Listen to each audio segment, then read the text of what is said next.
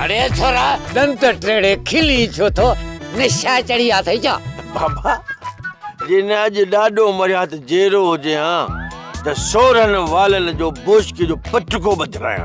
अरे छो केड़ो डाडे जो कारनामो वणो थी जो एडो वडो टिको पटको तो बदराया से। बाबा मुखे या गाल समझ में ना आई त डाडे छा सोचे तुंजो नालो घोबाटो रखियो।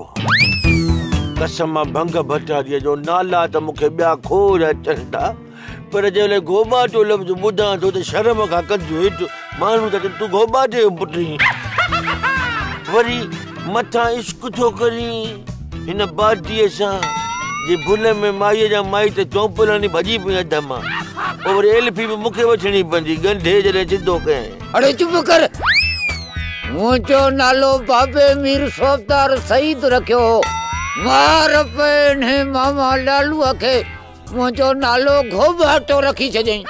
बाक़ी इश्क फितरी अमल आहे उन में इंसान बेवस आहे मूं जहिड़ो बेहोश छा करे सघंदो इश्क जॻियो बाबा कहिड़ियूं तो ॻाल्हियूं करे छोरा। हा बाबा चई सही थो इश्क आहे नाग ख़बर खाधन खां पुछो तूं त सॼो खाधो पियो पुछां कंहिंखां। बाबा मां बि पावलीअ जे इश्क में सफ़ा चरियो थी पियो आहियां पावलीअ खे ॻोल्हण लाइ निकितुसि कमंद में हलियो वियुसि न लधी कणिक में हलियो वियुसि न लधी जुअर में बाजरीअ में एॾो ॻोल्हियो मांसि मूंखे पंहिंजी पावली न लधी। बाबा ॿुधा त पावली आख़िर हूंदी त किथे हूंदी उन करे त जिथे पावली हुई त उते ॻोल्ही कान। मां बि झंग में ॻोल्हण वियो हुअसि उते बि हिकिड़ो मूंखे बिछनी ठेंगड़ो मिलियो उन खां मूं पुछो त भला इहा किथे मिलंदी उन बि मूंखे सही न ॿुधायो। मूंखे बि चए त पावली तुंहिंजे दिलि में थी रहे चरिया जेके दिलनि में रहंदा आहिनि उनखे ॻोल्हबो न आहे।